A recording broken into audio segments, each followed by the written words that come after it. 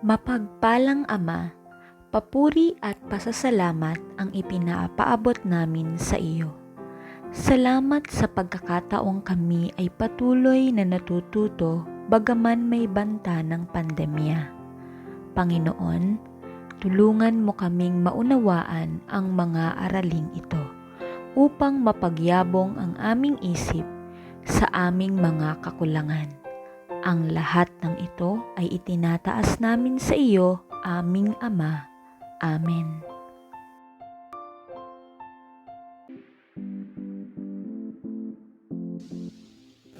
Magandang araw mga bata! Kumusta? Bagaman may kinakaharap tayong global na suliranin, ay alam kong malalampasan din natin ito. At sana ay nasa maayos kang kalagayan. Patunay ang patuloy nating pag-aaral gamit ang modular na paraan ng pagtuturo at pagkatuto. Kaya naman, narito ako, si Binibining Julie De Castro, upang tulungan ka sa pagsasagot ng ating module na pinamagatang Module 7, Tagumpay at Pangako. Saknong 1,077 hanggang 1,425 ng Ibong Adarna. Bago tayo magsimula sa ating talakayan, atin munang alamin ang mga kasanayang pangpagkatuto. Basahin mo ito.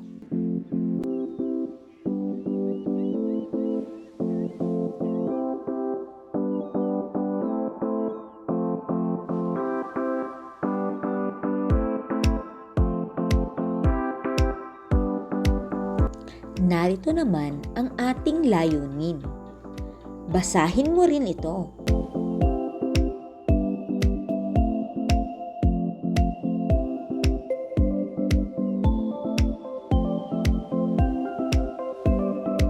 Mayroon ka na bang ideya kung ano ang mangyayari para sa aralin na ito? Kung gayon, ang nakaraan. Ating balikan ang nakaraang aralin. Saknong 775 hanggang 1,076. Gamit ang flowchart sa kanan, isalaysay ang pangyayari sa nakaraang mga saknong na pinamagatang paglalakbay at pagsubok. Isulat ito sa iyong sagutang papel. Bibigyan kita ng 5 minuto upang ito ay sagutin. Galingan mo ha!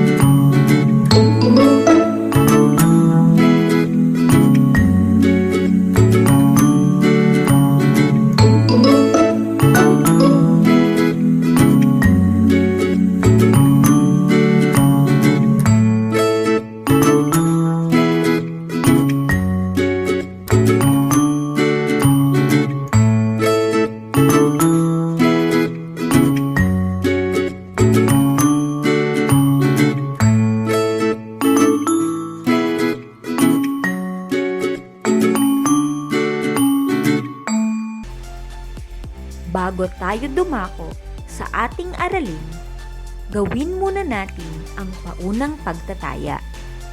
Piliin mo sa 3 salita ang nararapat sa pangungusap. Bibigyan kita ng 20 segundo upang sagutin ito. Handa ka na ba? Galingan mo ha! 2 matandang patlang, kitongin, may sakit, ermitanyo, ang tumulong kay Don Juan sa paghahanap sa Reino de los Cristal.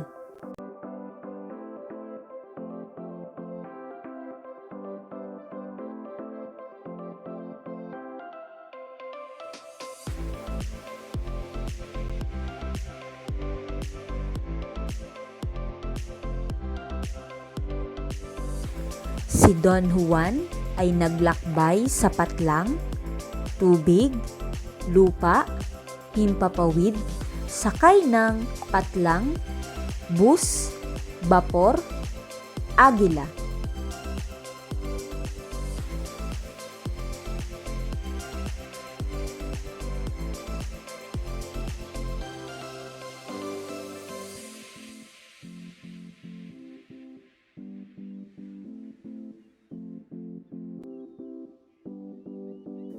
Nang ilapag ng agila si Don Juan sa paliguan ni Prinsesa Maria, tiempo namang dumating ang prinsesa sa anyong patlang, gansa, bibe, kalapati.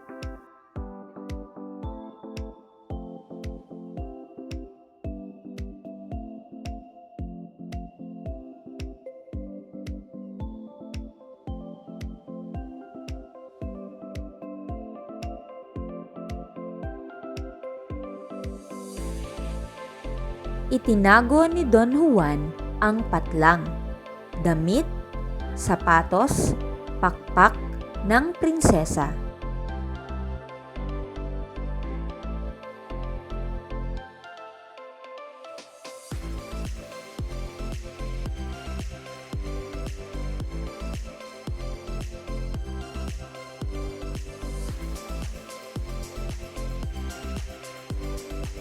Ang galit ng prinsesa ay napalitan ng pag-ibig nang ang prinsipe ay humingi ng patlang, tawad, halik, pera.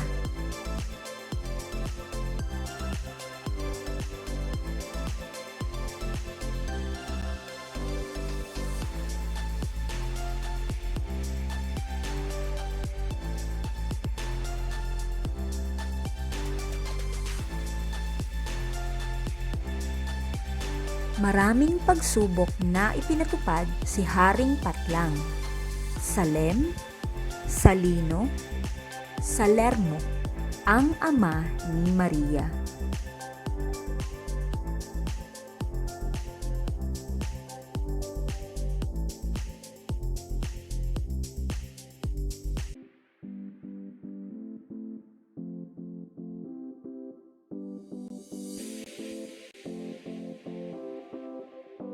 Ang pinakamahirap na pagsubok ay ang paghahanap sa patlang, singsing, salapi, negrito ng hari.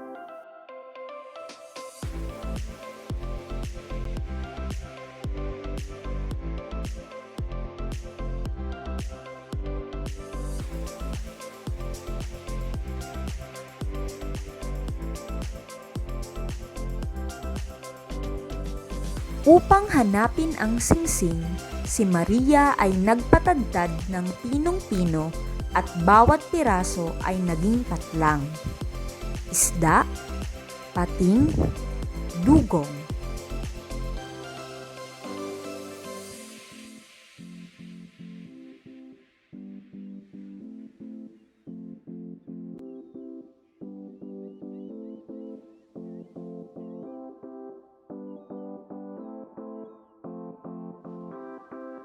Ang isa pang pagsubok ay pagpapaamo sa isang patlang, kabayo, usa, leon na mismong si Haring Salermo.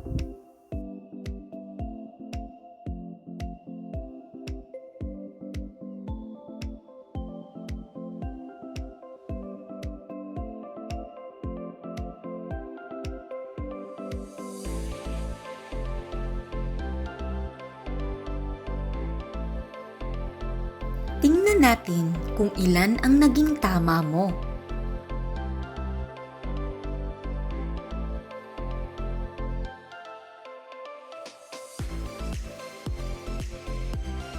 Huwag mag-alala dahil hindi pa natin ito natatalakay, kaya okay lang kung mababa ang iyong puntos.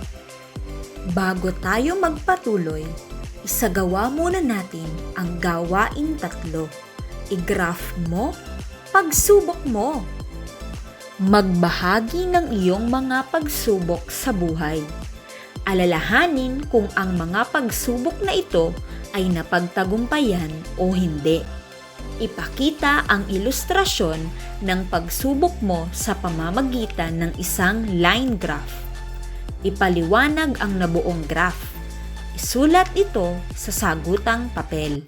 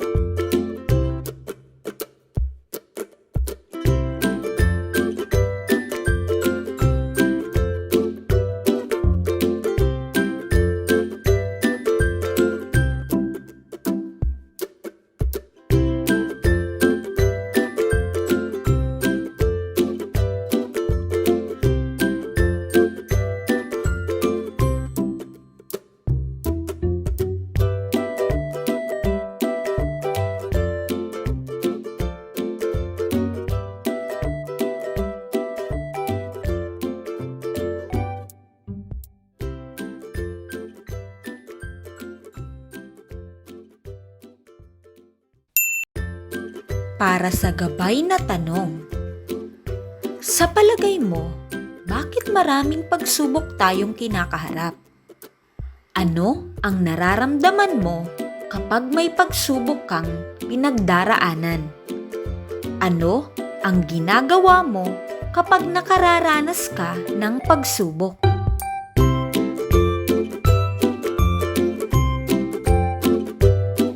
Tama ka. Lahat ng bagay ay may dahilan. Marahil kaya tayo sinusubok sa kasalukuyan ay dahil pinapatatag tayo ng Panginoon. Hindi mali ang makaramdam ng galit o lungkot. Ngunit kailangan nating magtiwala sa Panginoon dahil ito ay pagsubok lamang niya para mas tumatag tayo sa mga darating pang pagsubok. Nalinawan ka na ba? Kung gayon, tara! Buuin mo ang cataloging upang higit na maging pamilyar sa mga salitang nakasulat ng pahilig. Gayahin ang format sa sagutang papel. Bibigyan kita ng 3 minuto upang matapos ang nasabing gawain. Galingan mo ha!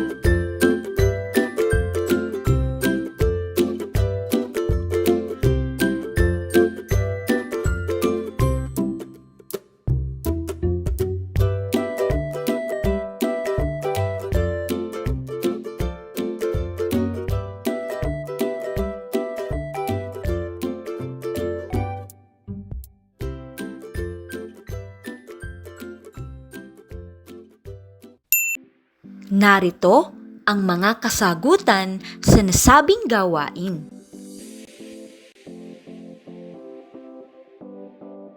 Mahusay! Kung gayon, Dumako na tayo sa ating aralin na pinamagatang tagumpay at pangako. Saknong 1,077 hanggang 1,425. Muling nagkita sina Haring Salermo at Don Juan sa hardin. Para sa susunod na pagsubok, nais ng hari na mailipat ang bundok sa mismong tapat ng durungawan ng kanyang palasyo dahil gusto niyang makalanghap ng sariwang hangin. Dapat ay magawa niya ito bago sumapit ang kinaumagahan. Muling lumapit si Don Juan kay Maria Blanca na malungkot. Pinawi ng prinsesa ang kalungkutan at sinabing siya na ang bahalang gumawa ng pagsubok. Nagtungo ang prinsesa sa bundok. Gamit ang napakalakas na hangin, pinalakad nito ang bundok malapit sa palasyo. Papasikat na ang araw nang buksan ni Haring Salermo ang durungawan nito. Hindi akalain ni Haring Salermo na magagawa niyang muli ang pagsubok. Iniutos ni Haring Salermo na itabon ang bundok sa gitna ng karagatan at tayuan ito ng kastilyo. Ipinagkaloob kay Don Juan ang mga kasangkapang gagamitin sa pagbuo ng kastilyo gaya ng palataw at bareta, piko, kalaykay, maso at kutsara. Muling nagkita sina Maria Blanca at Don Juan. Inutos ni Maria Blanca na magpahinga na lang muli ito dahil siya na ang bahala sa pinag-uutos ng ama. Pinaandar niya ang bundok patungo sa gitna ng dagat at ito ay naging isang buog. Muling inuutos ng hari na alisin ang kastilyo at ibalik ang lahat sa dati. Ang lahat ng ito ay muling nagawa dahil sa mahika ni Maria Blanca. Ipinag-utos ni Haring Salermo kay Don Juan na hanapin umano ang nahulog na singsing sa ilalim ng dagat. Pumalaot si Don Juan at Maria Blanca sa gitna ng karagatan. Inuutos ni Maria Blanca na tadtarin siya ng pinong-pino at ihulog sa tubig upang maging isang isda. Kailangan ingatan ni Don Juan na walang tumalsik na piraso ng kaniyang katawan dahil hindi na ito maibabalik kapag nabuo na ang prinsesa. Habang sumisisid ang prinsesa ay nakatulog si Don Juan, kaya walang kumukuha ng singsing pag nalitaw ang prinsesa. Sinubukan ulit nilang gawin ito dahil sa sunod-sunod na kapabayaan ni Don Juan. Tinadtad niyang muli si Maria Blanca, ngunit dahil sa pagmamadali ay tumalsik ang dulo ng daliri nito. Nakuha na ang singsing, ngunit nagkulang ang dulo ng hintuturo nito. Bilin ng prinsesa na tandaan iyon bilang palatandaan ng kaniyang pagkakakilanlan. Kinaumagahan ay namangha ang hari dahil nakita niya ang singsing sa ilalim ng unan. Muling tinawag ng hari si Don Juan upang bigyan ng panibagong pagsubok. Hinamon niyang paamuhin ang isang kabayong mailap at malupit. Batid ni Maria Blanca na ang kabayong iyon ay ang kaniyang ama. Tinuruan ni Maria Blanca si Don Juan ng mga paraan ng pagpapaamo ng kabayo. Nagawa ni Don Juan ang lahat ng sinabi ni Maria Blanca at nagtagumpay itong paamuhin ang kabayo. Nakaratay ang hari kaya si Don Juan na lang ang papapasukin sa palasyo. Maaari nang makapasok sa loob ng palasyo si Don Juan dahil sa wakas ay natapos na ang panganib na nagbabadya dito. Muling pinapasok ng hari si Don Juan at ibinalita na panahon na raw upang papiliin kung sino sa mga anak niya ang nais nitong pakasalan. Mayroong 3 silid na kung saan nandoon ang 3 prinsesa at ang mga hintuturo lamang nito ang nakalabas. Nilagpasan ni Don Juan ang una't pangalawang silid. Pinili niya ang 4 silid dahil sa palatandaan niya ang naputol na hintuturo ni Maria Blanca. Nagulat ang hari nang napili ni Don Juan ang bunso nitong anak. Wala itong nagawa kundi pasamahin ang bunsong anak sa prinsipe, subalit ito ay may ibang binabalak. May kautosang nagsasaad na ipapadala sa Inglaterra si Don Juan upang mapangasawa ang bunsong kapatid ng hari. Nagbanta si Haring Salermo na papatayin niya si Don Juan kung lalabagin ang kautosang ito. Nalaman ni Maria Blanca ang lihim na plano ng ama kung kaya't nagpasya siyang tumakas ni Don Juan. Inutusan ni Maria Blanca si Don Juan na kuhanin ang kabayong sasakyan sa pagtakas na nasa 7 pinto. Ngunit nagkamali ito at nakuha ang kabayo sa 8 pinto. Wala nang panahon upang magtalo ang dalawa dahil kinakailangan na nilang tumakas. Ginamit ni Maria Blanca ang kaniyang mahika nang mapansin na hinahabol siya ng hari. Naghulog siya ng mga karayom na agad naging bakal na tinik. Hindi makalabas si Haring Salermo dahil sa tinik na nakaharang. 2 araw niyang hinawan ang mga ito upang ipagpatuloy ang paghabol sa dalawa. Muling ginamit ni Maria Blanca ang kaniyang mahika. Inilaglag ng prinsesa ang kaniyang sabon at naging bundok ang magandang daan. Humanap ng ibang daan ng hari para tuluyan na itong mahuli. Ngunit sa huling pagkakataon ay ginamit na naman ni Maria Blanca ang kaniyang mahika. Inihulog ng prinsesa ang dala niyang kohe upang maging isang karagatan ang tuyong lupa. Hindi na naabutan ng hari ang dalawa, ngunit isinumpa ng hari ang kanyang anak. Isinumpa niyang makakalimot at magtataksil si Don Juan sa oras na makarating ito ng Berbanya. Nagkasakit ang hari dahil sa matinding sama ng loob at tuluyan ng namatay. Sa pagkahaba-haba ng nilakbay, ay nakarating din ang dalawa sa kaharian ng Berbanya. Iniwan muna ni Don Juan si Maria Blanca sa isang nayon dahil nais ni Don Juan na mag-isang pumasok sa Berbanya upang makapaghanda ng engrandeng pagsalubong para sa prinsesa. Tinutulan ito ng prinsesa dahil batid niya ang sumpa ng hari na makakalimutan daw nito ang prinsesa. Ngunit hindi niya napapayag ang prinsipe kaya ibinilin lang nito na huwag titingin sa sinumang babae. Dumating ang prinsipe sa Berbanya at labis iyong ikinatuwa ng hari. Ngunit siya namang ikinagalit ni Don Pedro.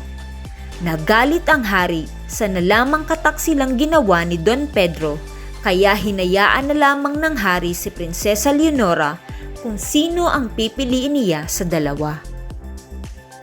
Tingnan natin kung talagang naunawaan mo ang ating binasang saknong.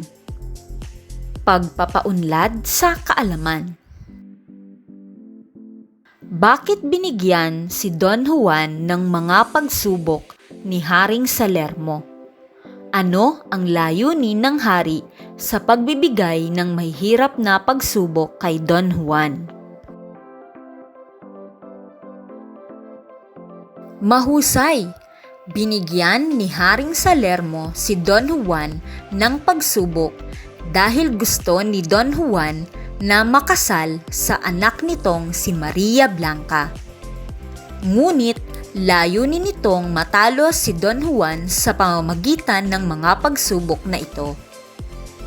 Paano napagtagumpayan ni Don Juan ang mga pagsubok ni Haring Salermo? Tama ba ang ginawa ni Doña Maria na pagtulong kay Don Juan? Pangatwiranan ang sagot.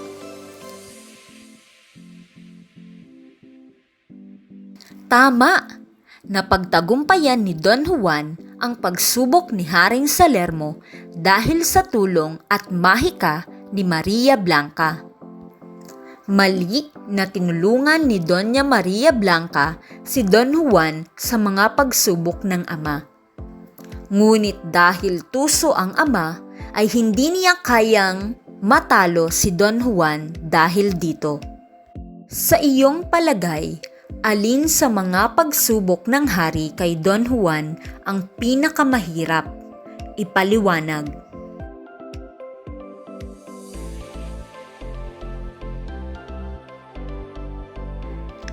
Gaya ng nasabi na sa aralin, ang pinakamahirap na pagsubok ay ang paghahanap ng singsing. Dahil dito, sa sobrang pagod ni Don Juan ay nakatulugan niya ang prinsesa, kung kaya't paulit-ulit nila itong ginawa hanggang sa may tumalsik na bahagi ng kamay si Maria Blanca. Kung ikaw si Don Juan, tatanggapin mo ba ang lahat ng pagsubok na ibibigay sa iyo? Bakit?